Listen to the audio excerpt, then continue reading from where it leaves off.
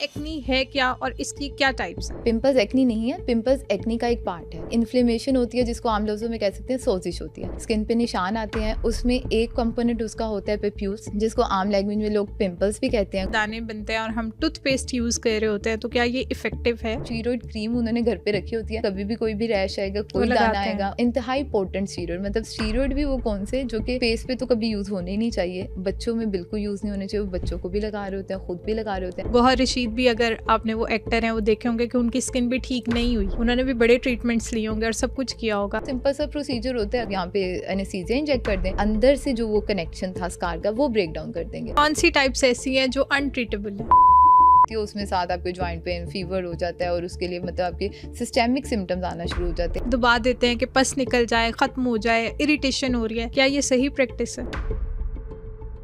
हमारी स्किन का जो सबसे बड़ा मसला है वो है एक्नी।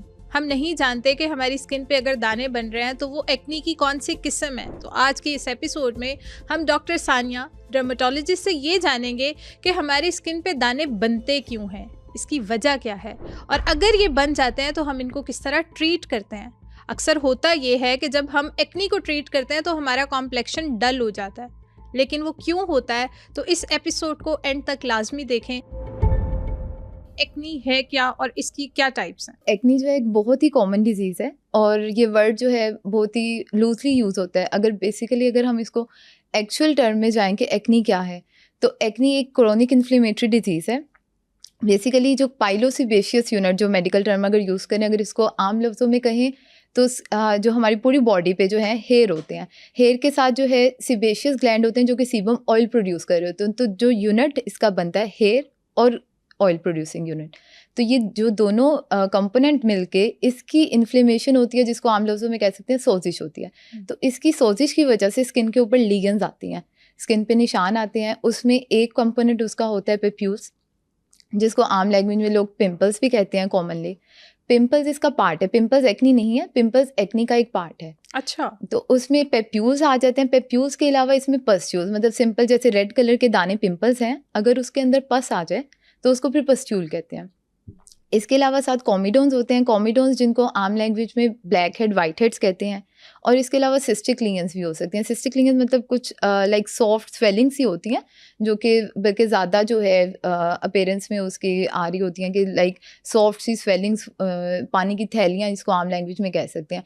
तो ये एक पॉलीमॉर्फिस, मतलब डिफरेंट किस्म के लीगन्स जो हैं, अगर सेम फेस के ऊपर एक ही इंसान में डिफरेंट लीगन्स पर होती हैं, डिफरेंट लीगन्स होती हैं, जिसमें जो है ये पेप्यूल्स आ गए, पस्ट्यूल्स आ गए, कॉमिडोन्स आ गए और साथ सिस्ट आ गई। और कुछ में हार्ड भी हो सकते हैं, वो नोड्यूल्स उनको कहते हैं कि लाइक पेप्यूल्स ही जो हैं वो हार्ड हो जाते हैं। तो ये डिफरेंट लीगन्स अगर एक फेस पे आ रही हो तो उसको एक्नी कहते हैं। इसको अगर जो ज़्यादा अगर एक्यूरेट टर्म यूज़ करें तो उसमें आता है एक्नी वल्गैरिस। ठीक है। वल्गैरिस का मतलब लाइक वल्गर वाला नहीं है, वल्गैरिस का मतलब होता है मोस्ट कॉमन। तो जो मोस्ट कॉमन जो कि यहाँ पे हमारे होती भी आम जो आप पॉपुलेशन अगर आप डिस्कस करना चाहते हैं, तो मेनली जो है ना लोगों का कंसर्न भी ये होता है एक्नी वल्गैरिस से। तो acne vulgaris most common acne जो होती है।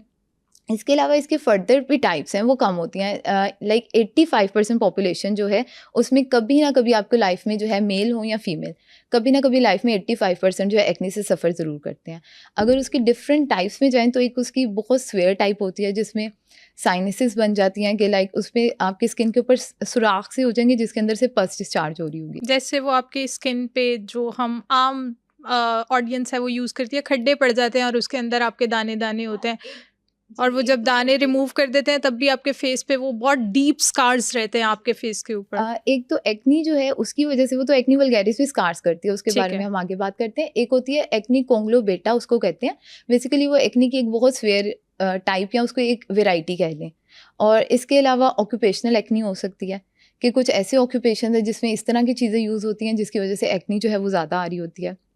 इसके अलावा जो एक्नी फल्मिनेंस है, अगर थोड़ी खतरनाक टाइप हो जाती है, इसमें क्या होता है, ज़्यादातर ये मेल्स में आती है, यंग मेल्स में आती है। उसमें एक्नी के साथ जो लीगन्स एक्नी की होती हैं, पेशेंट को साथ फीवर हो रहा होता है और जॉइंट पेन्स हो रही होती हैं। तो वो एक डिफरेंट टाइप आ जाती है। एक एक्नी रोजेशिया या हाली रोजेशिया टर्म यूज़ होती है। उसमें फेस पे आपकी आती लीगन्स हैं, कॉमिडोन्स नहीं आते, ब्लैक हेड वाइट हेड नहीं होते, लेकिन एक्नी के जैसे पिंपल्स हैं, पेप्यूल्स, पस्ट्यूल्स, कुछ कंपोनेंट होते हैं। बट बेसिकली उसमें क्या हो रहा होता है, आपकी स्किन के ऊपर रेड कलर की रेडनेस आ रही होती है। और उसकी ज़्यादा मेजर वजह आजकल अब बल्कि ये कॉमन, पहले लेस कॉमन थी, अब ज़्यादा कॉमन होती जा रही है। उसकी वजह क्या है, यहाँ पे आजकल हमारे बहुत लाइक ट्रेंड आ रहा है, अब बल्कि इवन न्यूज़ चैनल निकालें तो उसमें 10 प्रोडक्ट्स जो हैं उसके वाइटनिंग क्रीम्स के आ रहे होते हैं। तो वो वाइटनिंग क्रीम्स जो हैं वो सबस्टैंडर्ड जो होती हैं उसके अंदर स्टीरॉइड्स होते हैं। स्टीरॉइड जो है वो एक्नी भी कॉज करती है, वो एक अलग टर्म आ जाती है कि ड्रग इंड्यूस्ड एक्नी जो आ जाती है। लेकिन स्टीरॉइड जो है एक दूसरी चीज़ भी कॉज कर देती है, वो रोजेशिया है। उसमें क्या होता है, आपकी एक्नी वाली लीयंस होती हैं, साथ आपके फेस पे पूरी रेडनेस आ रही होती है। तो बेसिकली जो वो एक ये जो मशहूर भी इतने प्रोडक्ट्स हैं कि जब क्रीम लगाते हैं वाइटनिंग क्रीम समझ के उसको, तो उसमें क्या होता है, फेस हो जाता है पूरा रेड। आपकी स्किन बेसिकली वो करती है डैमेज। जब आपकी स्किन डैमेज होती है, वो स्किन जो है थिन आउट हो जाती है। स्किन थिन आउट होती है तो नीचे हमारे ब्लड वेसल्स हैं, ब्लड वेसल्स जब प्रोमिनेंट हो जाती है तो उस ब्लड वेसल्स के प्रोमिनेंट होने से जो है वो लोगों को लगता है कि like they are going to be very white and fair. तो बेसिकली जो है वो स्किन डैमेज हो रही होती है, और उसके बाद जो है स्किन पहले ये एरिदीमा रेडनेस आती है, और उसके बाद जो है वो लीयंस पिंपल्स आना शुरू हो जाएंगे, पेप्यूल पस्ट्यूल्स आ जाएंगे। तो मेनली जो है ये इसकी डिफरेंट वेराइटीज़ हैं, अगर इसमें जो है वास्ट ये सब्जेक्ट है। बट जो मेन जो कंसर्न होता है, जो कि अभी जैसे मैंने आपको बताया कि 85% पॉपुलेशन सफ़र करती है, वो है एक्नी वल्गैरिस। डॉक्टर सानिया, आपने जितनी ये सारी हमें टाइप्स बताई हैं, मैं ये चाहती हूँ कि जो मोस्ट कॉमन हमारी सोसाइटी में लोग जिस पिंपल से या जिस पॉस्ट्यूल से या जिस एक्नी से सफ़र करते हैं, आप हमें उसके बारे में बताएं कि वो जो फेस पे आपके दाने बन जाते हैं, अब इसको वो किस तरह डील करें, उनको क्या करना चाहिए, और हम अपनी अच्छी एज में, टीन एज में, हम एक्नी से बच कैसे सकते हैं? अच्छा, इसमें एक्नी वल्गैरिस का जो हम बात कर रहे हैं, जो मोस्ट कॉमन एक्नी की टाइप है, वैसे फॉर द कन्वीनियंस हम इसको एक्नी भी कह सकते हैं, तो उसमें कुछ गलत नहीं है। तो एक्नी जो है, क्योंकि इसमें डिफरेंट किस्म की लीजन्स आती हैं, बल्कि अब जो है ना वो एज रेशो जो है हमारी चेंज होती जा रही है। पहले जो है ये सफ़र करते थे लाइक 13 के बाद, जो है टीन एज में जाके अराउंड 15 से 25। अब जो है अर्ली ऑन जो है पेशेंट प्रेजेंट करने लग गए हैं। 9 ईयर्स के भी जो हैं बच्चे आ रहे होते हैं, मेल हो या फीमेल हो। तो 9 ईयर से लेके 35 जो विंडो जो है वो इंक्रीज हो गई है। Like more people are becoming target for this acne. तो उसमें ये है कि बचने के लिए जो है क्योंकि मल्टीफैक्टोरियल डिजीज़ है, इसमें कोई एक फैक्टर नहीं है। जो फैक्टर जिनसे बचा जा सकता है उनको डिस्कस कर लेते हैं, और जिनसे नहीं बचा जा सकता, अब उसमें एक तो फैक्टर आ जाता है जेनेटिक, कि अगर किसी की टेंडेंसी है, लाइक ज़रूरी नहीं कि फैमिली में है तो ही होगी, बट ये एक पार्ट है उसका।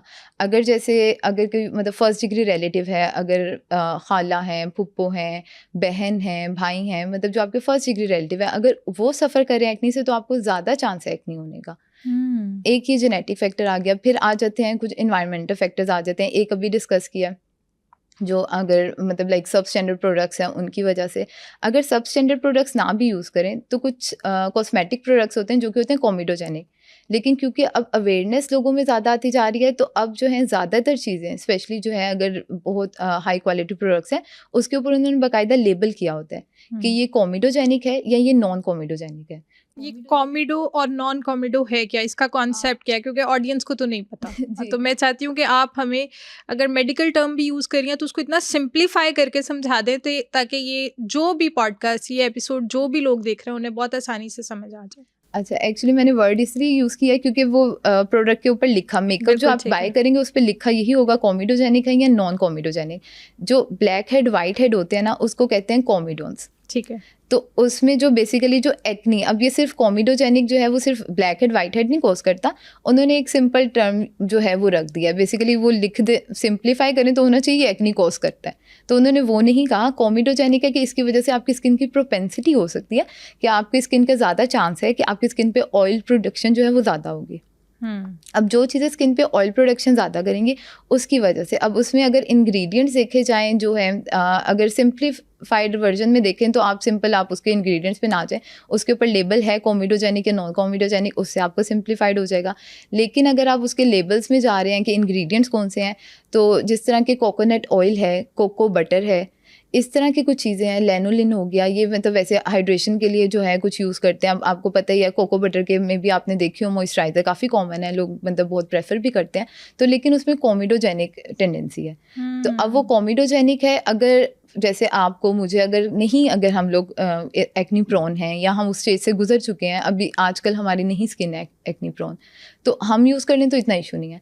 लेकिन अगर कोई इंसान जिसकी टेंडेंसी है, उसको उसने अभी ट्रीटमेंट ले रहा है या फिर जो यूज़ करने पे पता चल गया, वट एवर द रीज़न, आपने अगर तो कॉमिडोजेनिक आपकी स्किन जो है एक्नी प्रोन है, तो उसमें आपने कॉमिडोजेनिक प्रोडक्ट्स अवॉइड करने। और जैसे आजकल जितना ज़्यादा मतलब अवेयरनेस आ रही है, तो लोगों को मतलब आइडिया हो जाता है। अक्सर लोगों को ऑलरेडी आइडिया होगा, नहीं तो आपके पॉडकास्ट से पता चल जाएगा कि ये कॉमिडोजेनिक एक्नी प्रोन प्रोडक्ट्स होते हैं बिल्कुल कॉस्मेटिक में। उसको एक्नी, उसमें फिर एक और वैरायटी आ जाती है, उसको एक्नी कॉस्मेटिक का भी कह सकते हैं। तो इसको मतलब जो है कॉस्मेटिक प्रोडक्ट्स की वजह से, हर कॉस्मेटिक प्रोडक्ट नहीं कॉज करता है। लोगों का जो है ना एक ये मिसबिलीफ होता है या मिथ कह लें कि मेकअप करने से एक्नी होती है। तो बेसिकली मेकअप करने से एक्नी नहीं होती? नहीं, मेकअप के प्रोडक्ट्स में से अगर आप कॉमिडोजेनिक यानी कि एक्नी प्रोन प्रोडक्ट्स यूज करेंगे, उससे एक्नी होती है। हर मेकअप का प्रोडक्ट नहीं करता एक्नी। जिनकी स्किन थोड़ी सी ऑयली है जी, जिनकी स्किन पे बहुत ज्यादा ऑयल आता है, अक्सर हमारा नोज वाला एरिया ऑयली होता है, ठीक है, तो उनको जो है वो कॉमिडोजेनिक प्रोडक्ट्स यूज नहीं करने, क्योंकि उनकी स्किन पे एक्नी आ जाएगी। लेकिन जिनकी स्किन ड्राई है वो कॉमिडोजेनिक प्रोडक्ट्स यूज कर सकते हैं जी। उसमें बेसिकली वो स्किन को ऑयली, वो थोड़ा ग्रीसी कर रहा होता है। तो अगर बेसिकली स्किन को हेल्दी रखने का कॉन्सेप्ट यही है कि आपने ड्राई स्किन को जो है मॉइस्चराइज रखना है और ऑयली स्किन को आपने ड्राई रखना है। तो उसमें आपने वो टेंडेंसी, अगर आपकी ऑयली स्किन की है तो ऑब्वियसली जहाँ पे ऑयल ज़्यादा प्रोड्यूस होता है तो उसमें ज़्यादा चांस होता है। एनवायरमेंटल फैक्टर्स की अगर बात करें, मतलब अगर जैसा आपने क्वेश्चन था आपका कि किस तरह से एक्नी से बचा जा सकता है, तो एक एनवायरमेंटल फैक्टर में जो है लोग कहते हैं कि धूप में गर्मी से जो है वो आ रहा होता है, तो ये एक मिसकंसेप्शन है। धूप से जो है एक्नी नहीं होती है।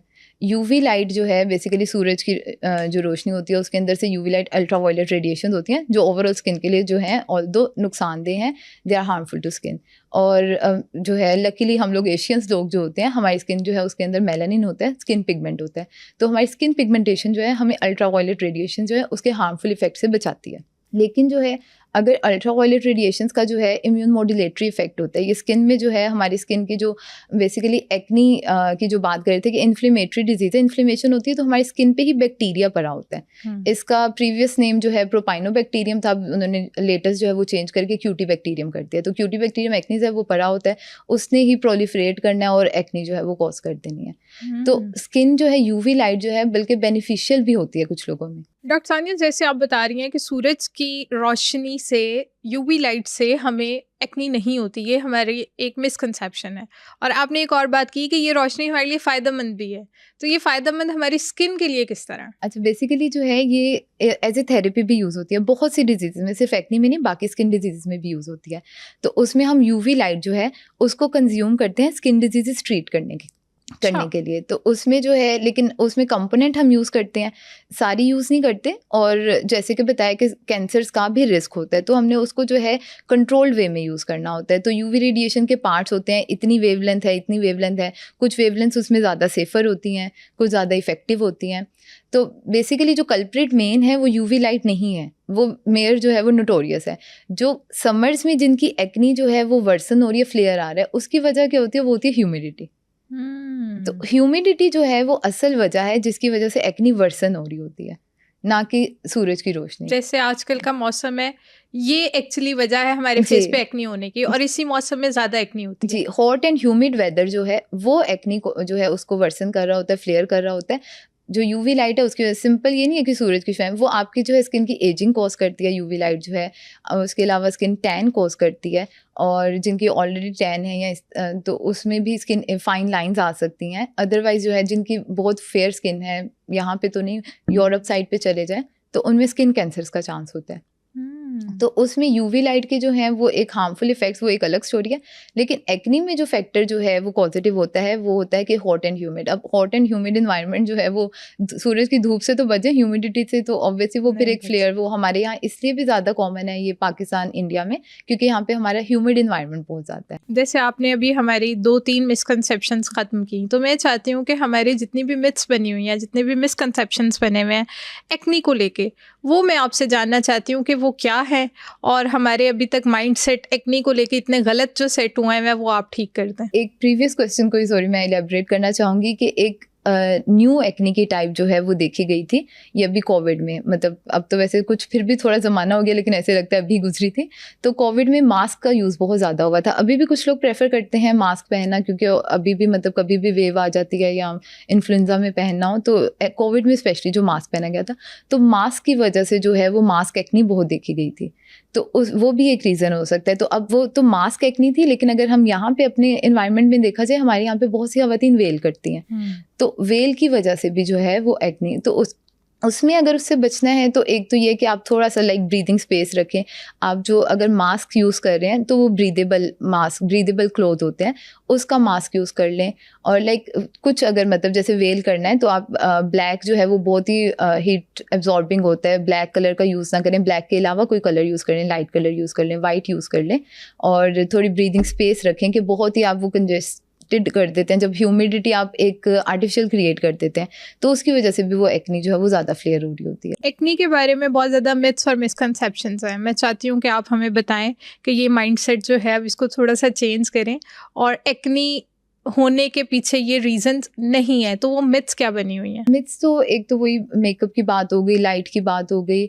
हाइड्रेशन की जो बात की जाए तो हाइड्रेशन अच्छी वैसे होनी चाहिए, लाइक डायरेक्ट कॉज तो नहीं है कि हाइड्रेशन की वजह से हो रहा है, तो लेकिन उसका आ सकता है मोर और लेस कि आपने हाइड्रेशन स्किन जो है बॉडी हाइड्रेशन के साथ साथ आपकी स्किन हाइड्रेशन लेकिन अच्छी होनी चाहिए। अब स्किन हाइड्रेशन जो है, एक ऑयली स्किन होती है और एक होती है हाइड्रेटेड स्किन, इन दोनों में फ़र्क है। अगर जो है कुछ लोग होते हैं ना कि स्किन ऑयली है तो उस पर उन्होंने उसको मॉइस्चराइज नहीं करना होता, क्योंकि वो लोग मतलब वो नहीं करते जबकि करना चाहिए।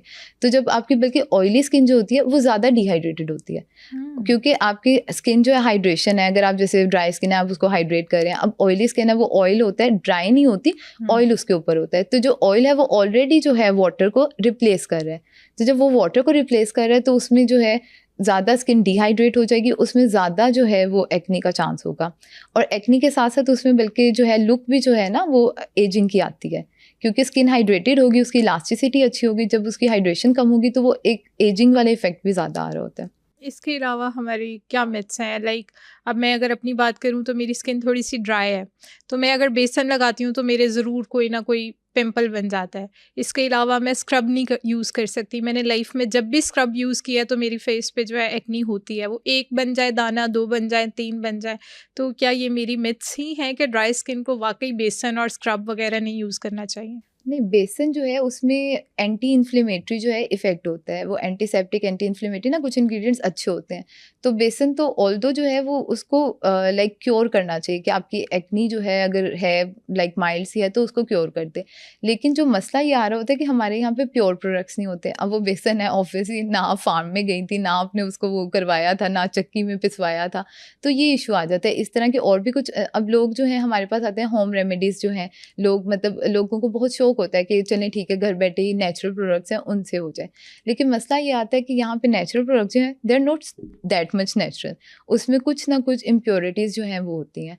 और जहाँ तक स्क्रब की बात है तो स्क्रब में ये होता है कि आप ओवर एंथुजियास्टिक अगर आप कर रहे हैं तो आप स्किन पे बेसिकली जो है पोर्स जिसको कह रहे होते हैं कि आप स्किन में आप उसको रब कर रहे हैं तो आप सारा ऊपर से जैसे कि रिमूव कर रहे हैं।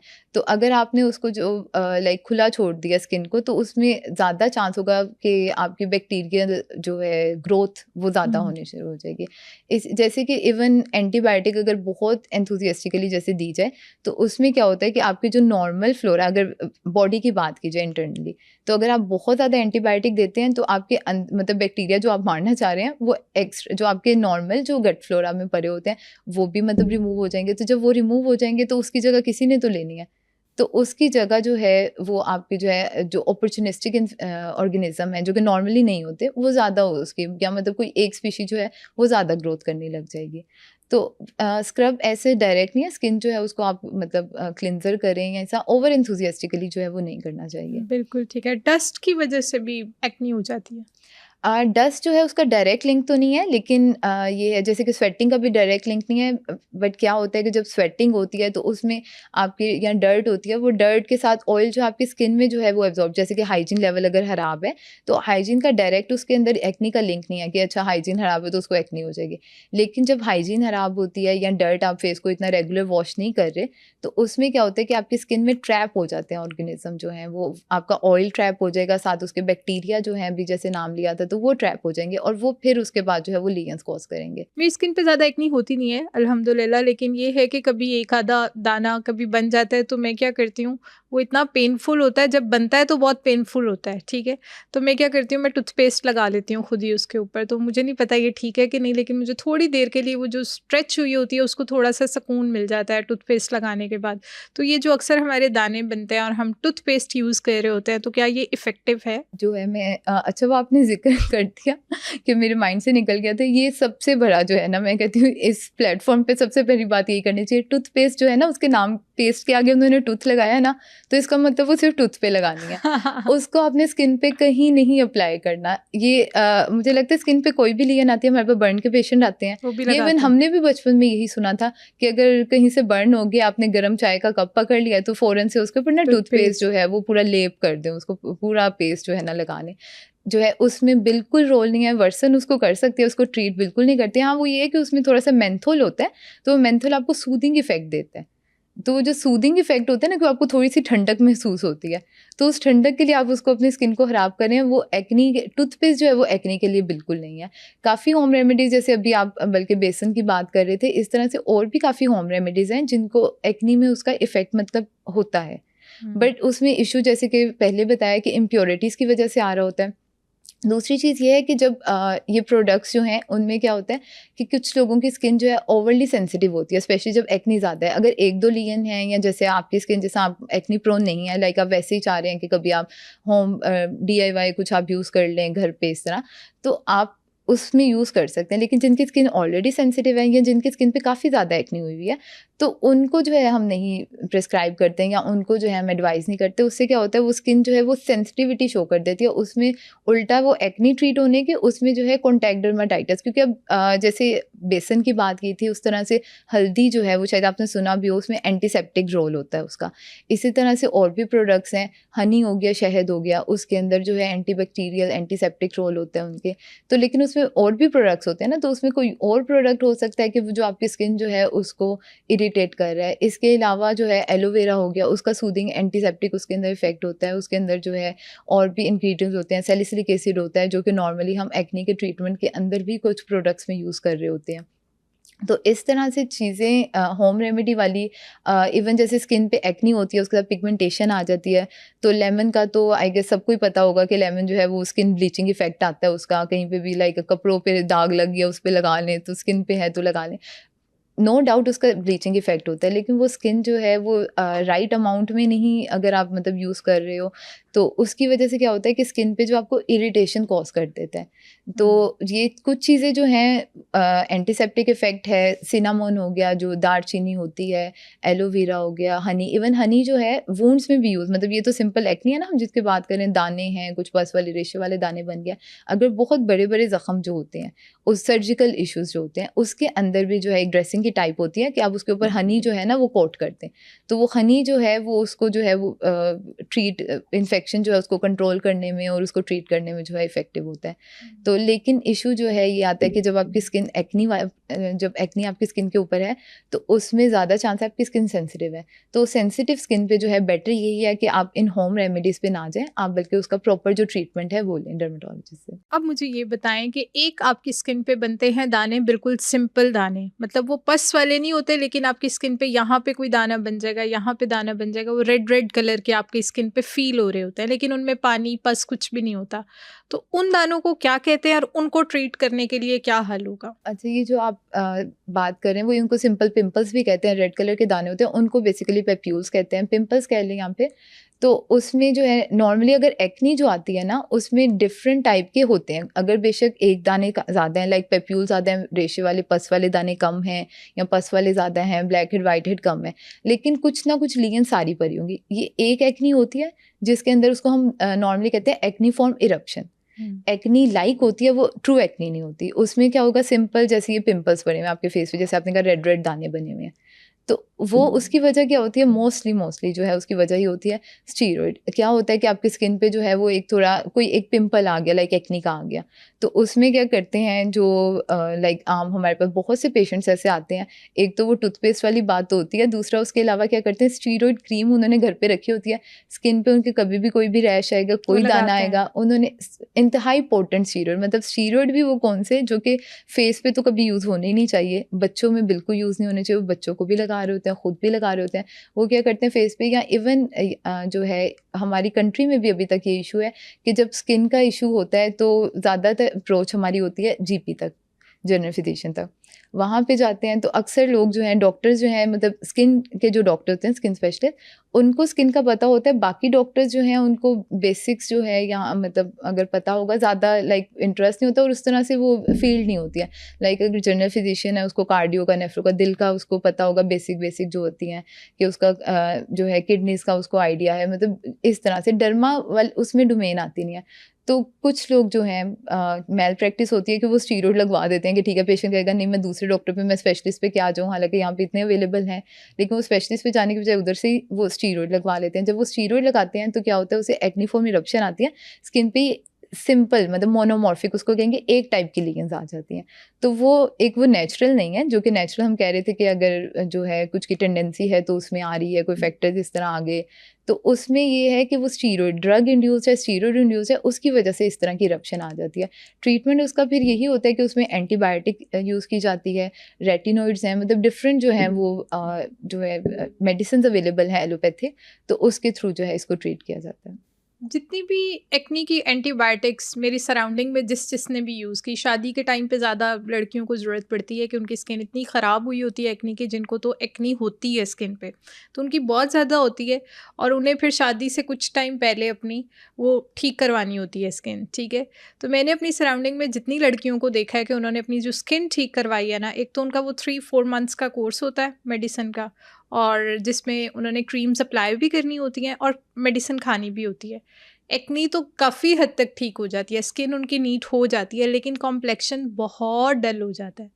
तो मुझे ये बताएं कि ये क्या कॉन्सेप्ट है कि वो एक्नी तो अपनी ठीक कर लेते हैं, लेकिन वो शायद मेडिसिन इतनी अंदर जा रही होती है कि कॉम्प्लेक्शन पे बहुत इफेक्ट आता है, बहुत डल कॉम्प्लेक्शन हो जाता है।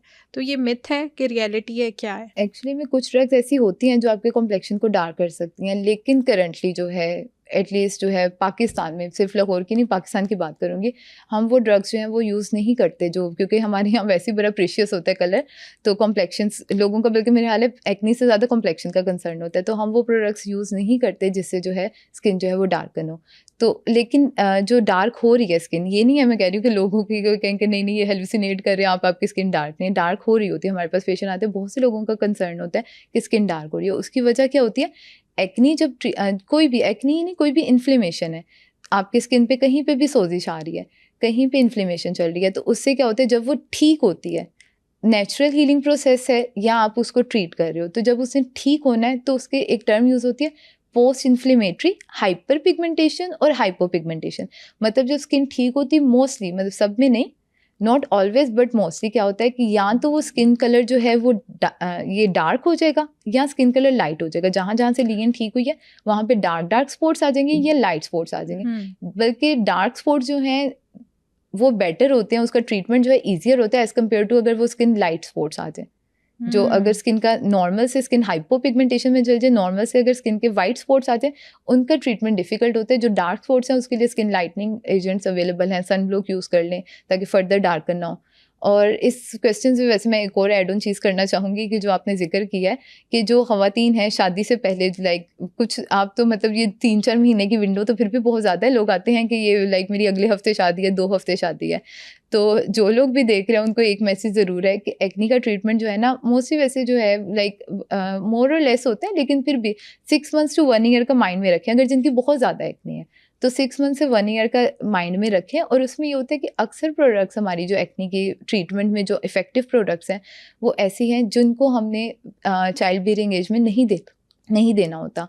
उसमें मसला क्या आता है कि वो टेराटोजेनिक होती हैं, वो अगर कोई फीमेल है वो प्रोडक्ट यूज़ कर रही है और उसके बाद उसने कंसीव किया है, तो उसमें जो है बच्चे के लिए हार्मफुल हो सकता है। तो उसमें कुछ जो हैं वो लाइक स्लाइटली हार्मफुल होते हैं, जैसे एंटीबायोटिक ही, इवन उसमें एक्नी में जो फर्स्ट लाइन हम एंटीबायोटिक देते हैं उससे टीथ डिस्कलरेशन और टीथ इफेक्ट हो जाते हैं बच्चे के। और दूसरी जो है वो जो कि मोस्ट कॉमन हमने यूज़ करनी होती है। कंसीव करने से कितना टाइम पहले आप ये एक्नी का अगर कोई ट्रीटमेंट करवा रहे हैं तो वो ख़त्म कर दें? टॉपिकल्स जो हैं उसमें तो ये होता है कि टॉपिकल बेसिकली जब आप स्किन पे अप्लाई कर रहे हैं तो वो सिर्फ स्किन तक ही नहीं रहता, वो आपके ब्लड में, ब्लड वेसल्स हैं स्किन के ऊपर, तो वो ब्लड के अंदर भी एब्जॉर्ब हो रहा होता है, तो लेकिन मिनिमम अमाउंट में हो रहा होता है। तो टॉपिकल्स तो आप मतलब बेशक लाइक कंसीव करने शादी के डे तक आप यूज़ करते रहें तो इतना इशू नहीं है, लेकिन जो है ज़्यादा हम यही बेटर कहते हैं कि आप शादी के बाद ही जो है वो उसको स्टॉप कर दें अगर आपने कंसीव करने का आपका प्लान है। लेकिन एटलीस्ट अगर आपका कंसेप्शन कंफर्म हो जाए तब तो लाजमी जो है टॉपिकल प्रोडक्ट्स की बात करें। कुछ सेफ होती हैं लेकिन जो है कुछ प्रोडक्ट्स जो हैं वो अनसेफ भी होती हैं, तो उसको मतलब आपने टॉपिकल भी आप ख़त्म कर दें और जो खा रहे हैं वो भी ख़त्म वो कर दें? उसमें भी मतलब सारी नहीं, ये नहीं मैं कह रही कि उसमें आप ट्रीटमेंट नहीं होता है, ऑब्वियसली प्रेगनेंसी में भी ट्रीटमेंट होता है और अगर आप मतलब लाइक शादी की जाए, लेकिन वो उतना लेवल का नहीं, हमारे बहुत ही हम लिमिटेड, हमारे हाथ बाउंड हो जाते हैं कि हम ये चीज़ भी नहीं दे सकते, ये प्रोडक्ट भी नहीं दे सकते, ये वाला भी नहीं दे सकते। और जैसे कि लास्ट रिजोर्ट होता है, हमने जो है वो एक 1 ईयर का कोर्स मतलब ऑलमोस्ट होता है, कुछ लोगों को वेट के अकॉर्डिंग हम देते हैं, 10 मंथ्स टू 14 मंथ्स तक का कोर्स होता है। तो वो तो बिल्कुल आपने जो है ड्यूरिंग कंसेप्शन अगर ड्यूरिंग प्रेगनेंसी तो लेनी नहीं है। अगर आपने जो है उसमें ये आ जाता है कि जब आप प्रोडक्ट वो यूज़ कर रहे हैं उसको आपने उस दौरान कंसीव नहीं करना, और उसके बाद भी आपने 3 मंथ्स तो एटलीस्ट आप जो है 2 to 3 मंथ्स का गैप लाजमी है। तो वो एक 1 ईयर का कोर्स है, उसके बाद आपने 3 मंथ्स का गैप भी लेना है। तो पेशेंट आएगा कि मेरी 3 वीक्स में शादी है और उसको कर दें। तो अब ऑल्दो जो है न्यू टेक्नोलॉजीज़ आ रही हैं, तो उसमें आ जाती है लाइट थेरेपी की, जैसे बात की थी, तो ब्लू लाइट थेरेपी है, उसके कुछ रिज़ल्ट, लेकिन वो अभी रिसर्च बेस पे है, कुछ जगहों पे यूज़ भी हो रही है, तो उसमें ये है कि वो थोड़ा सेफ़र ऑप्शन होती है। लेकिन अगर आप मतलब ज़्यादा जैसे फीमेल्स का स्पेशली होता है कि उनको पूरी ज़िंदगी मतलब वो 13-14 एज पे स्टार्ट हुई है एक्ने, जब उन्होंने 21-22 पे जब उनकी शादी की डेट बिल्कुल रख दी जाती है, उसके बाद वो कहते हैं कि एक्ने ट्रीट करवाई जाए। तो उसमें ये भी होता है जितना आप डिले करते हैं ट्रीटमेंट को, एक्नी स्कारिंग का चांस उतना ही ज़्यादा हो जाता है, उतनी ही खराब स्कारिंग होती है। तो एक्नी के लिए ये ज़रूर है कि जब भी एक्नी जब जिस टाइम हो आपने उस टाइम जितना आप प्रॉम्प्टली उसको ट्रीट करोगे उतना आपके लिए बेटर है। अगर आपकी माइल्ड एक्नी है तो आपको प्रोडक्ट्स भी लिमिटेड देंगे, सिर्फ लगाने वाली कोई ट्यूब दे दी है इस तरह से। अगर आपकी मॉडरेट में मतलब आपकी थोड़ी ज़्यादा अगर स्वेरिटी ऊपर जा रही है, दाने आपके ज़्यादा फेस इन्वॉल्व है, तो आपको कोई मतलब जैसे ओरल एंटीबायोटिक या इम्यून मॉड्यूलेशन के लिए दे दिया। इसी तरह आगे बहुत स्वेयर है, किसी और चीज़ को रिस्पॉन्ड नहीं कर रही है, या नोड्यूलोसिस्टिक एक्नी होती है कि उसमें वो पानी की थैलियाँ भी आ रही हैं, हार्ड नोड्यूल्स भी बने हुए हैं, तो उसमें फिर जो है एक लास्ट रिजोर्ट यही होता है कि वो आपको जो अभी जिक्र किया कि 10 मंथ्स टू 1 ईयर जो है उसका कोर्स करवाना होता है, और उसके बाद कंसेप्शन के लिए उसमें गैप लेना होता है। तो अगर औरतें मतलब शादी से 3 हफ्ता पहले वो एक्नी का ट्रीटमेंट भी करवा रही हैं और उसके शादी के फ़ौरन बाद उन्होंने कंसीव भी कर लिया, तो बच्चे में क्या-क्या नुकसान आ सकते हैं? हाईली टेराटोजेनिक प्रोडक्ट्स मतलब एक तो डिपेंड करता है ना प्रोडक्ट्स कौन से हैं। सिंपल जो रेटिनॉइड्स होते हैं ना, विटामिन ए डेरिवेटिव्स होते हैं, स्किन के लिए जो है वो बहुत अच्छे होते हैं एक्नी के लिए। तो उसमें टॉपिकल भी बहुत अच्छे होते हैं, ओरल जो मैं बता रही थी कि लास्ट रिजोर्ट होता है, वो होते तो बहुत अच्छे हैं, लेकिन वो फिर यही है कि आपने इवन प्रेगनेंसी के लैक्टेशन में भी नहीं यूज़ करने, ना टॉपिकल ना ओरल। तो उसमें बच्चे में उसके ऑर्गन्स जो है मतलब वो ठीक से नहीं बने होंगे, उसके हार्ट डिफेक्ट्स हो सकता है, दिल पे असर हो सकता है, उसकी हड्डियों पे इफेक्ट हो सकता है, A to Z सारे ऑर्गन मतलब कुछ भी लाइक उसमें जो है चांसेस हो सकते हैं। ज़रूरी नहीं है लेकिन बहुत हाई चांसेस हैं उसमें होने के, कि लाइक ये तो हमारा ना नो गो पॉइंट होता है कि अगर किसी को हमने स्टार्ट करवाना है ना, अगर पेशेंट को एक्ने का treatment specially child bearing age पे, तो उसमें हम जो है वो उसके अगर वो मैरिड है तो उसके हस्बैंड से भी साथ लिखवाएंगे, 10 बार उससे पूछेंगे कि तुम्हारी शादी का प्लान है या नहीं है, हमें बता देना, ऐसे ही यूज़ मत करते रहना। और उससे जो है डबल साइन जो है हम लेते हैं, उसके थंब प्रिंट लेंगे, उससे साइन करवाएंगे कि उसको बता देंगे कि हमने बेसिकली इन्फॉर्म कंसेंट होता है कि इससे ये मेलफॉर्मेशन का चांस है, इससे बच्चों में हार्मफुल होता है बच्चों अगर कंसीव करें तो। टेराटोजेनिक मतलब कि जो फीटस है, जो आपकी माँ की जो है वूम में जो है अगर बच्चा है तो उसके लिए नुकसानदेह हो सकता है। एंटीबायोटिक जो है वो सिंपल है, जो फर्स्ट टाइम यूज़ होती है उसमें टी डिस्कलरेशन का ज़्यादा आता है। जो रेटिनॉइड्स की बात कर रहे हैं उसमें ज़्यादा आता है, वो टेराटोजेनिक है कि आपका जो है बेबी मेलफॉर्म्ड होगा। मेलफॉर्म का मतलब है कि उसके लाइक फॉर्मेशन जो है वो एबनॉर्मल होगी, एबनॉर्मेलिटीज़ आएंगी उसमें। जो है सबसे मेजर तो अगर बच्चे का हार्ट डिफेक्ट्स आते तो उसके बाद मतलब सर्वाइवल जो है उसमें इशू आ जाते हैं। तो बहुत सारी तो ऐसी भी ख़वातीन हैं कि शादी से कुछ टाइम पहले वो डिफरेंट किस्म के इंजेक्शंस यूज़ कर रही होती हैं, डिफरेंट किस्म की ड्रिप्स यूज़ कर रही होती हैं कि हम शादी पे बहुत खूबसूरत लगें, और शादी के फ़ौरन बाद वो कंसीव भी कर लेती हैं। तो ये तो फिर बड़ी ख़तरनाक किस्म की प्रैक्टिस है कि अगर आप शादी से 2-3 महीने या 4 महीने पहले स्किन से रिलेटेड कुछ भी ट्रीट करवाते हैं तो वो तो ख़तरनाक है आपके बच्चों के लिए। नहीं, कुछ भी ट्रीट में नहीं, ये जिस तरह से भी रेटिनॉइड्स का जिक्र किया है उसमें होता है। इस तरह की कुछ मेडिकेशंस इस तरह से भी हैं। इवन उसमें 18 मंथ्स का गैप लेना होता है आपके ब्लड से, मतलब जो आप कह लेंगे उसके सारे प्रोडक्ट्स रिमूव होने में। तो वो डिपेंड करता है कि कौन सी मेडिकेशंस हैं। तो वो जो टेराटोजेनिक प्रोडक्ट्स हैं जो कि बच्चे के लिए हार्मफुल हैं, वो हमने लाजमी जो है फीमेल्स हो या मेल्स को, इवन मेल्स में भी कुछ ऐसे होता है कि आप कुछ मेडिसिन ऐसी हैं कि उसमें आप नहीं, उसमें आपने ड्यूरिंग मेडिकेशन आपने कंसीव नहीं करना होता, मेल भी इवन। तो उसमें फिर वो डिपेंड करता है। लेकिन जो एक्नी जो है उसमें जो मोस्ट कॉमन यूज़ होती है एंटीबायोटिक हो गई, रेटिनॉइड्स हो गए। अब एंटीबायोटिक में भी सेफर फॉर्मुलेशन भी है, लेकिन उसमें ये भी आ जाता है कुछ ऐसी फॉर्मुलेशन जिसकी वजह से डिस्कलरेशन आ रही होती है, वो तो हम अवॉइड करते हैं ड्यू टू ऑब्वियस रीज़न। लेकिन कुछ ऐसी फॉर्मुलेशन फिर उसके बाद बेनिफिट आउटवे रिस्क जो है ना उसमें देखते हैं। मतलब पेशेंट को अगर बहुत सीवियर एक्नी भी है लेकिन वो कंसीव भी उसने करना है, अगर आपने रेटिनॉइड देना है तो उसमें हम फिर देते हैं डबल कॉन्ट्रासेप्शन। अगर नहीं यूज़ कर सकते या नहीं, अगर मतलब आपका अगर लग रहा है पेशेंट का नहीं माइंड सेट है कि मैंने अभी कंसीव भी करना है, तो फिर उसको भी यही है कि एक्नी ऑब्वियसली जो है बच्चे की अगर ज़िंदगी से भर के तो नहीं है, तो फिर उसमें होता है कि ठीक है आप एक्नी सफ़र कर लें, जब आपका मतलब लाइक बेबी आप जब डिलीवरी कर दें उसके बाद ट्रीटमेंट कर लेंगे। या कुछ ऐसी प्रोडक्ट्स हैं कि उसमें जो है जो सेफ़र ऑप्शंस होती हैं लेकिन वो फिर लिमिटेड हो जाती हैं। अब मुझे ये बताएं कि बॉयज़ को तो टीन एज में लाजमी एक्नी होती है, प्यूबर्टी एज में उनके फेस पे एक्नी आती ही आती है, ठीक है। तो मुझे ये बताइएगा कि वो खुद ब खुद ठीक होने देनी चाहिए कि उसको भी उस टाइम पे ट्रीट करना चाहिए? खुद ब खुद जो है वो बहुत ही खतरनाक काम है, क्योंकि जितना आप डिले ट्रीटमेंट को करेंगे उसमें ज़्यादा चांस होता है स्कारिंग होने का। तो स्कारिंग से अगर बचना है तो आप उसको जो है प्रॉम्प्टली फ़ौरन ट्रीट करें। और जहाँ तक मेल्स की, जी, और बॉयज़ की जो बात है ना, बॉयज़ में जो है उसका ट्रीटमेंट जो है वो बल्कि थोड़ा ज़्यादा हमें एग्रेसिव करना पड़ता है। बॉयज़ में जो एक्नी जो होती है वो ज़्यादा स्वेयर होती है, लड़कियों की निस्बत बॉयज़ में ज़्यादा स्वेयर एक्नी आ रही होती है। और बेसिकली जो है हार्मोनल, जो सुना ही होगा काफ़ी, एक मतलब एक थोड़ा सा एक लेमैन नॉलेज तो होती है कि हार्मोन्स की वजह से एक्नी, हार्मोन्स खराब हैं तो एक्नी हो गई है। तो हार्मोन्स जो हैं वो कौन से होते हैं जो कि एक्नी कर रहे होते हैं? वो होते हैं मेल हार्मोन्स। तो जो मेल हार्मोन्स हैं अगर वो ज़्यादा हो जाएँ, उसमें टेस्टोस्टेरोन भी आ जाता है, एंड्रोजन्स भी आ जाते हैं। अगर फीमेल्स में भी मेल हार्मोन्स जो हैं, मतलब होते सब में हैं लेकिन मेनली जो वो मेल कैरेक्टरिस्टिक जो ज़्यादा शो कर रहे होते हैं, मेल्स में ज़्यादा होते हैं, फीमेल्स में बहुत ही माइनर स्मॉल अमाउंट में होते हैं।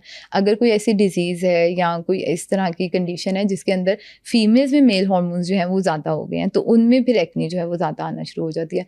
जैसे कि आपने PCOS का नाम शायद सुना होगा, पॉलीसिस्टिक ओवेरियन सिंड्रोम या PCOD, पॉलीसिस्टिक ओवेरियन डिजीज़ कहते हैं।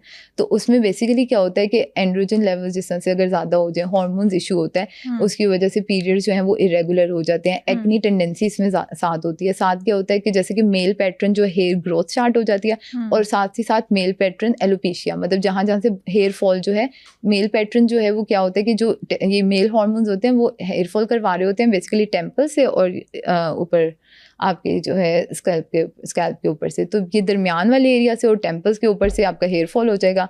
फेस पे जो है वो सब में सारे सिम्टम्स तो नहीं आते, लेकिन फेस पे मुस्टैच, बियर्ड एरिया जो है यहाँ पे मेल पैटर्न जो है वो हेयर ग्रोथ आ सकती है, साथ एक्नी हो जाती है।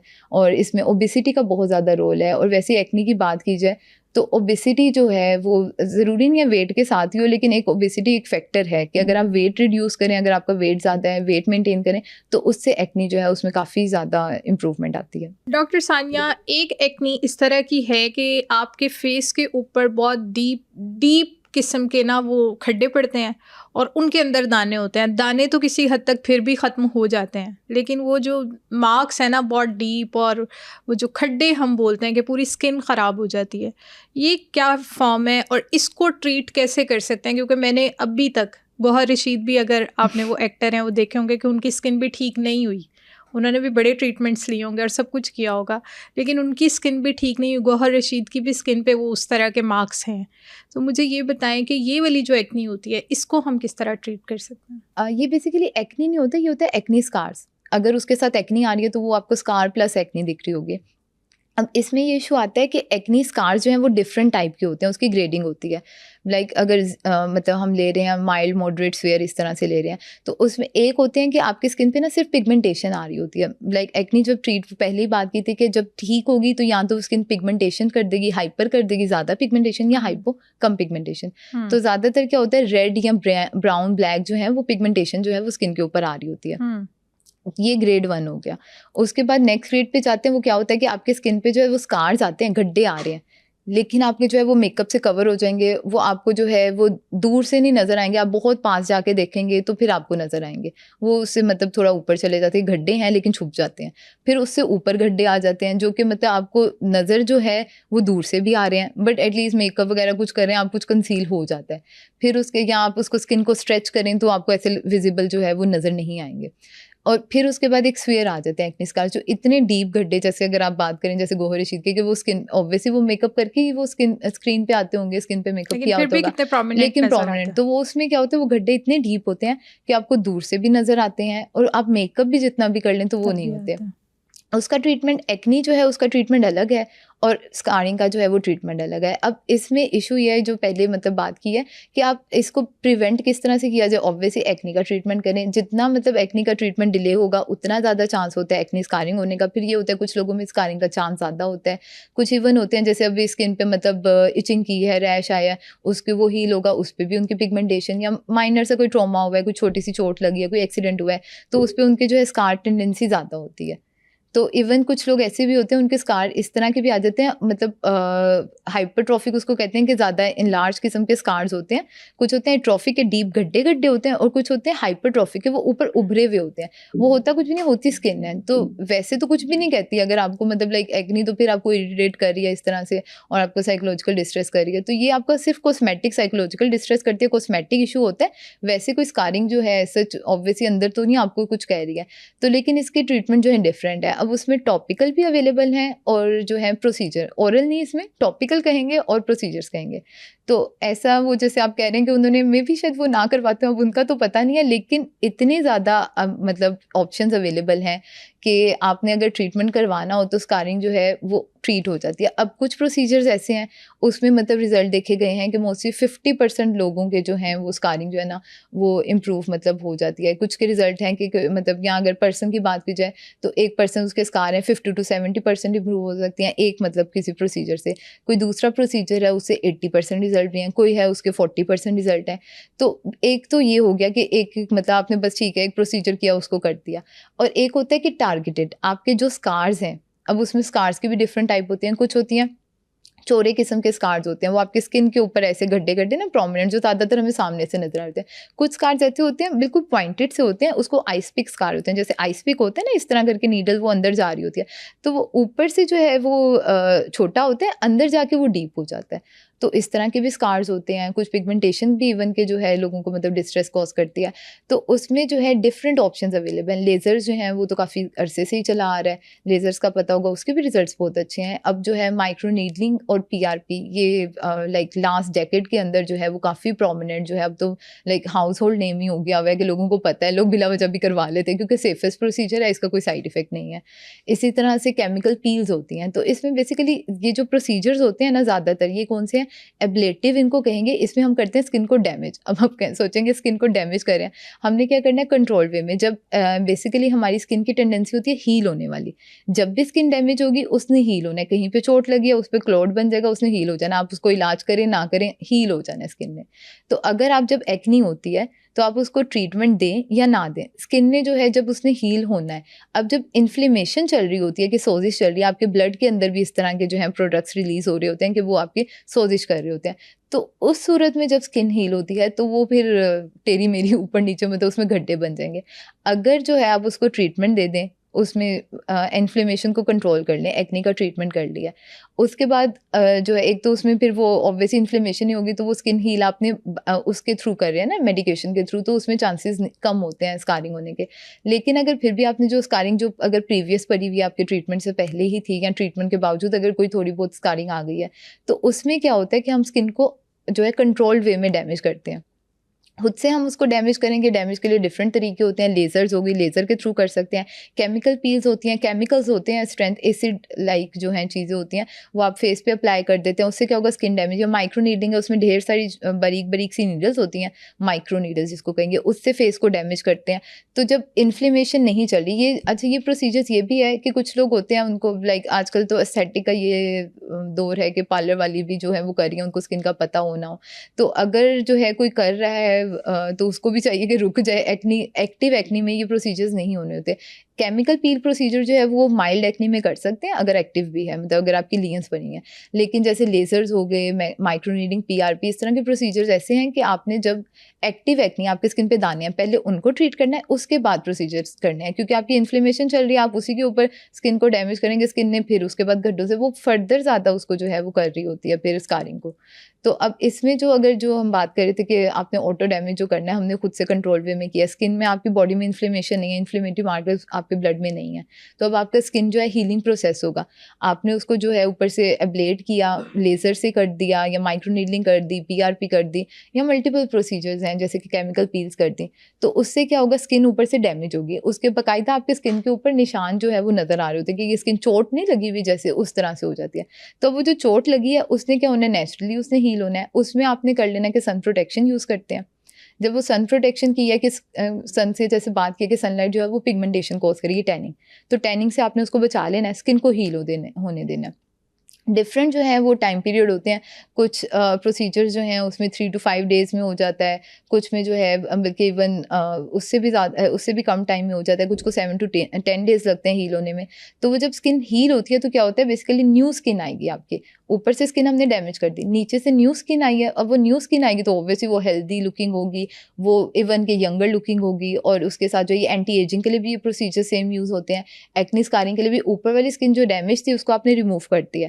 अब उसमें अब हम ये तो नहीं कर सकते पूरा का पूरा स्किन को रिमूव कर दें, तो ये लाइक एपिसोडिक वे में होगा कि आपने जो है एक सेशंस होते हैं इसके, एक सेशन लिया उसमें आपको माइल्ड ऊपर से डैमेज किया, ठीक है, उसके बाद स्किन हील हो गई, कुछ थोड़ी सी स्कारिंग में जो इम्प्रूवमेंट आ गए, फिर नेक्स्ट सेशन किया। कितने सेशंस में पूरे स्कार्स खत्म हो सकते हैं? डिपेंड करता है, लेकिन ज़्यादातर जो है एक तो पूरे स्कार खत्म करने की बात करें तो एक प्रोसीजर जो है वो इसमें इतना इफेक्टिव नहीं होता। जैसे कि बात की कुछ 50% इम्प्रूवमेंट करते हैं, कुछ 70% करते हैं, तो ज़्यादातर जो होता है वो ये होता है कि आपने मिक्स करना है, कॉम्बिनेशन ऑफ प्रोसीजर।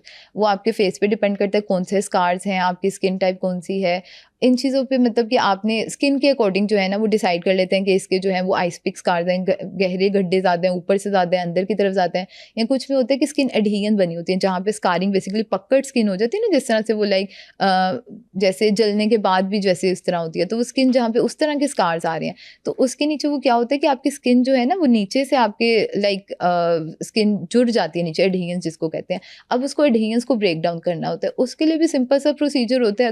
अगर आप वीडियो देखें तो देखने में थोड़ा खतरनाक लगता है, होता ईजी सा है। स्किन को आपने थोड़ा सा लाइक लोकल आप यहाँ पे एनेस्थीसिया इंजेक्ट कर दें, आपने उसमें जो है नीडल लाइक जो है वो डालते हैं, और उससे क्या होता है जो स्किन के अंदर बस स्किन के नीचे डालेंगे, उससे जो है वो एडहीजन जो है वो ब्रेक डाउन कर देंगे। वो क्या होगा स्किन की जो अंदर से जो वो कनेक्शन था स्कार का वो ब्रेक डाउन कर देंगे। तो क्या वो कनेक्शन ब्रेक डाउन हो गया, सिर्फ ऊपर स्कार रह गया, तो वो स्कार इजीली हील हो जाता है। इवन कुछ गड्ढे इस तरह के भी होते हैं, उसमें आप फिलर्स का आपको पता ही होगा कि आप नॉर्मली क्या होता है, एजिंग के साथ आपकी सैगिंग आ रही होती है, उसको रिकवर करने के लिए, डार्क सर्कल्स जो है, संकन आइज होगी, उसको रिकवर करने के लिए।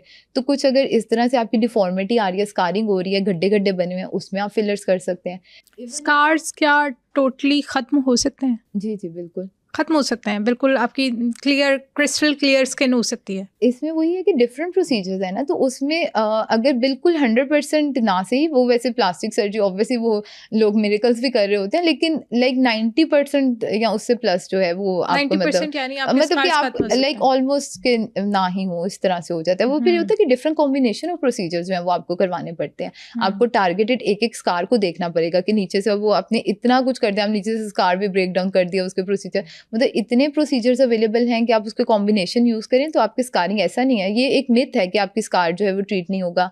या जो एक्नी है वो, इवन एक्नी का भी आते हैं पेशेंट्स मेरे पास आएंगे, वो कहेंगे कि नहीं एक्नी जो है, अच्छा आप कुछ लिख दें, थोड़ा सा कुछ हो जाए, मुझे पता है ठीक तो होना नहीं है। लाइक मैं उसको कहूँगी कि ये क्यों नहीं ठीक होना है, एक्नी मतलब ट्रीटेबल कंडीशन है। अनट्रीटेबल कंडीशंस होती हैं, लाइक अभी भी ऐसी चीज़ें हैं जो अनट्रीटेबल है, acne is not one of them. Acne की कौन सी टाइप्स ऐसी हैं जो अनट्रीटेबल है? नहीं, एक्नी की तो कोई भी ऐसी टाइप नहीं है। एक्नी की टाइप खतरनाक वाली, जैसे शुरू में बात की थी, एक्नी फल्मिनेंस होती है, उसमें साथ आपके जॉइंट पेन, फीवर हो जाता है, और उसके लिए मतलब आपके सिस्टेमिक सिम्टम्स आना शुरू हो जाते हैं, आपके मतलब लाइक सिस्टम्स जो हैं वो अफेक्ट हो जाते हैं, तो उसमें आपके मतलब स्किन से आगे बात चली जाती है, वो खतरनाक होती है, लेकिन ऐसी अनट्रीटेबल कोई भी नहीं है। मुझे ये बताइएगा कि हम किस एज तक अपनी एक्नी को इन प्रोसीजर्स के थ्रू ट्रीट कर सकते हैं? कोई एज लिमिट ऐसी भी आती है कि इसमें आप कहते हैं कि नहीं भाई अब प्रोसीजर नहीं होगा? नहीं, प्रोसीजर्स की जो है मेरा ख्याल है कोई लिमिट नहीं है अभी, बल्कि अगर नाम लेना मना नहीं है, जो है किम कार्डेशियन, काइली जेनर, उनकी मदर जो है, उन्होंने अभी लाइक एंटी एजिंग प्रोसीजर्स करवाए हैं, बड़े ज़बरदस्त जो हैं प्रोसीजर्स हुए हैं। और तो उसमें प्रोसीजर्स आप किसी भी एज पे, मेरा कोई 70 के अराउंड उनकी एज होगी, तो उस पर मतलब प्रोसीजर्स के लिए इस तरह नहीं है कि आप इस एज पे नहीं करवा सकते हैं। इस तरह ऑब्वियसली आपने मतलब जो है ज़्यादातर स्किन में तो ये हमारे पास होता है कि एक फ्री हैंड है कि आपने स्किन तक जो है वो आप लिमिटेड हैं, तो आप लाइक अगर इंजेक्ट अंदर नहीं कर रहे, अगर आप जो है उसको आईवी नहीं दे रहे, सिर्फ स्किन में कर रहे हैं, तो मोस्टली जो है वो सेफ़ होते हैं प्रोसीजर, लेकिन उनको सेफ़ तरीके से अगर किया जाए तो। बाकी ये है कि प्रोसीजर एक्नी के लिए तो ऑब्वियसली वो ट्रीटमेंट होती है कि आपने मेडिकेशन देनी है, ओरल है या खाने वाली है, लगाने वाली है, तो वो भी किसी भी एज पे आ जाती है। बस प्रेगनेंसी में और लैक्टेशन, मतलब अगर तो कंसीव करना है या बच्चे को ब्रेस्ट फीड करवाना है, उसमें जो है हमने थोड़ा सा लिमिटेशन आ जाती हैं। तो इसलिए जो है उनको चाहिए कि अगर आप मतलब शादी की एज से पहले जब आपको एक्नी हुई है तब आप ट्रीट करवा लें, और बाकी लेकिन कोई एज लिमिट नहीं है, आप किसी भी एज पे आप उसको ट्रीटमेंट दे सकते हैं। बल्कि ओल्ड एज में तो ऑब्वियसली वो एक आपका चाइल्ड बेयरिंग का जो है वो इशू नहीं रहता, उस पर तो आप कोई भी ट्रीटमेंट खुल के जितना मर्जी दे दें, जितनी ज़रूरत है उतना दे दें। और प्रोसीजर्स का ये होता है कि आपकी मतलब जो उसका इफ़ेक्ट है, जितने उसका बेनिफिट आना है, जितनी यंग स्किन होती है उसमें इलास्टिसिटी उतनी ज़्यादा है, उसके अंदर उतनी ही जो है हीलिंग कैपेसिटी है। ठीक है, हमने ऑब्वियसली जो अल्लाह ताला ने हमारे लिए स्किन में जो हीलिंग रखी हुई है वो आपको डॉक्टर नहीं दे सकता। तो उसमें जो है कि स्किन जो अगर यंग स्किन होती है उसमें ऑब्वियसली रिजल्ट्स बेटर होते हैं। जितनी ओल्ड एज की तरफ जाएँ तो रिजल्ट्स का जो है वो यंग की निस्बत जो है, ये नहीं है कि रिजल्ट ख़राब होते हैं, उसमें भी ऑब्वियसली जो है वो उसमें या फिर आपको प्रोडक्ट में भी ज़्यादा यूज़ करना पड़ जाए या उसमें रिजल्ट्स इतनी जल्दी ना आए। लेकिन ये नहीं है कि आप यूज़ नहीं कर सकते, यूज़ कर सकते हैं और रिजल्ट्स भी बड़े अच्छे आ जाते हैं। बट यंगर स्किन ऑब्वियसली जो है उसमें हीलिंग प्रोसेस भी ज़्यादा अच्छा होता है, वो जल्दी भी इम्प्रूव करती है और उसको क्योंकि नेचुरल भी उसके साथ आपका ऑगमेंट कर रहा होता है। एक और चीज़ बताइएगा, अक्सर हमारे दाना बन जाता है ना, जिनको आदत नहीं है एक्नी की या पिंपल्स की, बिल्कुल आदत नहीं है, अब वो क्या करते हैं, उनके अगर दाना बन जाता है ना, उन्होंने बार बार एक तो उसको हाथ लगाना है और हाथ लगाने के बाद ना उन्होंने उसको दबा देना है कि ख़त्म हो जाए। बुरा इतना लग रहा है, मेरी अपनी भी ये हैबिट रही है एक टाइम तक, क्योंकि बनते बहुत कम थे, लेकिन जब बनते थे तो मुझे इतनी इरिटेशन होती थी कि मैं तो बस उसको करती रहती थी, ख़त्म हो जाए, तो मैं दबा देती थी। ये दबा देने से क्या होता है, नुकसान होता है? मेरा तो वैसे ख़त्म हो जाता था, थोड़े टाइम बाद निशान पे चला जाता था। लेकिन मैं आपसे पूछना चाह रही हूँ कि ये जो हम अपने दानों को खुद से दबा देते हैं कि पस निकल जाए, ख़त्म हो जाए, इरिटेशन हो रही है, क्या ये सही प्रैक्टिस है? नहीं, ये बिल्कुल गलत प्रैक्टिस है और इसको कहते हैं पिकिंग, जो है ना कि आपने पिक करना, दानों को जो है ना छेड़ना, उसको जो है रिमूव करना, ये एक अर्ज होती है। और अगर ये कुछ लोगों में बहुत ज़्यादा, इवन जो है कुछ लोग होते हैं उनके अंदर एक्नी नहीं होगी, मतलब लाइक अब जैसे आपकी स्किन पे कोई दाना नहीं है, लेकिन कुछ लोग होते हैं उनकी क्या होती है टेंडेंसी, स्पेशली यंग गर्ल्स के अंदर टेंडेंसी होती है, क्या होगा वो स्किन को बस ऐसे ही आपने सिंपल जो है उसको उसकी वजह से इवन उनकी एक्नी होती नहीं है, वो उसको स्क्रैच कर करके वहाँ पे जो है लीगन कॉज कर देते हैं। क्या होता है, स्क्रैच किया, स्किन डैमेज हुई, वहाँ पे जो है बैक्टीरियल प्रोलिफरेशन हुई, वहाँ पे बैक्टीरिया मतलब कि वो आगे इन्फेक्शन हो गया, इवन सेकेंडरी इन्फेक्शन हो गया, पेनफुल लीगन उससे ज़्यादा होने का चांस होता है, स्कारिंग का चांस ज़्यादा होता है। वो यंग एज में अक्सर होता है ना, वो आप जैसे आप कह रहे हैं कि नहीं मैंने किया ठीक हो गया, निशान भी चला गया, बट निशान आया तो सही ना। तो अब जितनी यंग होंगे तो उतनी ज़्यादा चांस, और अक्सर लोगों में मतलब हीलिंग अच्छी हो तो उसमें तो चलिए ठीक है चला गया, लेकिन ना गया तो फिर तो उसमें ये कि ये बिल्कुल नहीं, इसकी भी इसको एक अलग से उन्होंने टर्मिनोलॉजी दी हुई है, एक्नी एक्सकोरिया। एक्सकोरिया मतलब एक्सकोरिएट स्किन को जो है वो आपने लाइक स्क्रैच करना, तो ये एक अलग चीज़ है। पस वाले जो दाने होते हैं उनके लिए क्या ट्रीटमेंट होता है? वही प्रोसीजर्स होते हैं कि हम होम रेमेडीज से भी, कुछ डाइट से भी, किस तरह वो ठीक कर सकते हैं? होम रेमेडीज़ का जैसे पहले जिक्र किया कि होम रेमेडीज़ ऑल्दो उनमें जो है हमारे पास बहुत सी ऐसी अच्छी चीज़ें हैं जिनके अंदर एंटीसेप्टिक्स इफेक्ट, एंटीबैक्टीरियल इफेक्ट्स हैं, लेकिन होम रेमेडीज़ जो है वो एक तो प्योरिटी का इशू आ जाता है, दूसरा ये है कि जो है वो आपको अगर स्किन सेंसिटिव है उससे रिएक्शन आ जाता है तो ऑब्वियसली वो उससे पहले ही भरोसा उठ जाता है। तो उसमें एक्नी में जो है इसलिए हम जो है डॉक्टर्स जो हैं वो नहीं एडवाइस करते कि आप सिर्फ होम रेमेडी पे इक्तफा करें। अगर तो आपकी स्किन मतलब वैसे एक्नी प्रोन है लेकिन क्लियर है, अगर आपको सेंसिटिविटी का इशू नहीं है तो आप होम रेमेडी यूज़ कर सकते हैं। आप बल्कि अब तो मतलब जैसे इंटरनेट का ज़माना है, आप निकालें DIY डू इट योरसेल्फ, आप मास्क है बेसन में शहद डाल लिया, उसमें लीमू डाल लिया या दालचीनी यूज़ कर ये ली, सब सही है। तो ये चीज़ें मतलब दे आर इफ़ेक्टिव। लेकिन जो है अगर आपको एक्नी हो गई है, स्पेशली अगर पस वाले दाने आ गए हैं, तो उस पे आपको ट्रीटमेंट की ज़रूरत है। उसमें सिर्फ इन चीज़ों से काम नहीं होगा, 1-2 दाने में भी उससे ठीक हो जाएँ आपकी होम रेमेडी से, या अगर नहीं है आपको चाह रहे हैं कि ना बने तो उसमें फिर भी आप यूज़ कर सकते हैं। लेकिन अगर आपकी स्किन पे दाने मतलब ज़्यादा आ गए हुए हैं, स्पेशली अगर जैसे अगर कहा जाए माइल्ड मॉडरेट फेयर की तरफ जाते हैं कि कम है, ज़्यादा है, बहुत ज़्यादा है, तो अगर आपका जो अफेक्टेड एरिया जो है उसके अंदर अगर फेस के ऊपर आपका हाफ से ज़्यादा अगर आपका जो फेस इन्वॉल्व हो गया है, ऑलमोस्ट हाफ या हाफ से ज़्यादा, तब आपने जो है लास्ट में ट्रीटमेंट ले लेना है। अगर तो 1-2 लीजन्स हैं तो उसमें फिर भी किया जा सकता है। वैसे आजकल इतनी मतलब ईज़ी अप्रोचेबल मुझे तो लगता है कि आपके मतलब पंजाब की बात कीजिए, पाकिस्तान की बात कीजिए तो लाइक पेरिफेरल एरियाज़ के अंदर भी जो है वो डर्मा डिपार्टमेंट है, डर्मेटोलॉजिस्ट गवर्नमेंट सेटअप में बैठे हैं, फ्री इलाज हो रहा होता है। और यहाँ पे तो बल्कि उस तरह यूरोप, यूके की तरह है नहीं कि आपको वहाँ बाहर के मुल्कों में क्या होता है आप स्पेशलिस्ट अपॉइंटमेंट लें, आपको 3 मंथ, 6 मंथ, 1 ईयर के बाद मिल रही होती है। यहाँ पे तो आपको जो है फ़ौरन आप जाएँ और उसी दिन जाके फ्री में चेक करवा लें। प्राइवेट इतने अवेलेबल हैं, अगर आपने जाएँ, डिफरेंट ऑब्वियसली वो फीस होती है जिसकी जो अफोर्डेबिलिटी होती है, या गवर्नमेंट सेटअप में करवानी तो आपके पास अवेलेबल भी हैं, और कुछ नहीं है तो आप एक बार जाके मतलब लाइक आप कंसर्न है, आप जाके उधर से पता कर लें। डॉक्टर सानिया, एक लास्ट क्वेश्चन मुझे बताइएगा कि हम बहुत सारे ना सप्लीमेंट्स यूज़ कर रहे होते हैं खुद से ही कि हम एनर्जेटिक फील करें, हम इंजेक्शंस भी इवन पी भी रहे होते हैं और लगवा भी रहे होते हैं। तो मुझे ये बताएं कि इसकी वजह से भी हमारी स्किन डैमेज होती है या हमारी स्किन पे कोई एक्नी वाला सीन हो सकता है? अच्छा, सप्लीमेंट्स में जो है ना एक ये बहुत ही मज़े की बात है कि बॉयज़ की टेंडेंसी अलग है और गर्ल्स की टेंडेंसी अलग है। अब जो मेल्स जो हैं उनमें ज़्यादातर उनको मसल बिल्डअप करना होता है, तो जो protein supplement, amino acid supplements ले रहे होते हैं, वो लड़कों में जो है वो एक्नी जो है प्रेसिपिटेट करती है, उससे एक्नी जो है वो होने का चांस काफ़ी होता है अगर सप्लीमेंट्स ले रहे हैं। सबको नहीं लेते, तो बहुत से लोग हैं सबको नहीं होते, लेकिन आप प्रोटीन सप्लीमेंट्स हैं वो एक्नी कॉज कर सकते हैं। दूसरी बात कि जैसे कि जो है इंजेक्शन पी भी रहे हैं, ले भी रहे हैं, ज़्यादातर होता है विटामिन डी जो है। विटामिन डी हमारे यहाँ पे बहुत ज़्यादा डेफिशिएंसी, इवन जो है फीमेल्स में तो मतलब लाइक डॉक्यूमेंटेड है ना कि यहाँ पे हम, क्योंकि हमारी ड्रेसिंग ऐसी होती है, कवर्ड होती है, तो हम लोगों का सनलाइट एक्सपोजर, क्योंकि सनलाइट ने विटामिन डी बनाना होता है, तो उसकी वजह से हमारा विटामिन डी जो है लेवल्स जो है फीमेल्स में तो कम होता है, लेकिन यहाँ पे मेल्स भी अक्सर वो होता है कि टैनिंग से बचने के लिए अपने आप को कवर कर रहे हैं, सनलाइट एक्सपोजर इतना नहीं है, तो उसकी वजह से विटामिन डी डेफिशिएंसी है। विटामिन डी के जो सप्लीमेंट अगर आप लें, कैप्सूल उसके खा रहे हैं या इंजेक्शन पी रहे हैं, लगवाने के लिए नहीं होते, वो लेने ऑरली लेना होता है, तो वो तो उसके एक्ने के लिए बेनिफिशियल रोल होता है। जो एक होते हैं ताकत के इंजेक्शन, जो मेथिकोबाल के नाम से जो है इंजेक्शन लोग लगवा रहे होते हैं, वो बेसिकली अगर आपकी B12 डेफिशिएंसी है उसमें तो आप लगवा रहे हैं, they are well and good. अगर आपको किसी को एनीमिया, मतलब वो तो बाकायदा टेस्ट होगा ना, किसी को अगर डेफिशिएंसी है वो लगवा रहा है। यहाँ पे मैंने बहुत से लोगों में मिसकंसेप्शन देखा है कि लोग कहेंगे कि मुझे पेन हो रही है मसल में और उसके लिए आप मुझे B12 लगवा दें। अब मसल की पेन और B12 का बिल्कुल कोई ताल्लुक नहीं है, और लेकिन एक उसमें जो है उनको साइकोलॉजिकल इफेक्ट आता है कि मे बी इससे जो है ना वो ठीक हो जाए।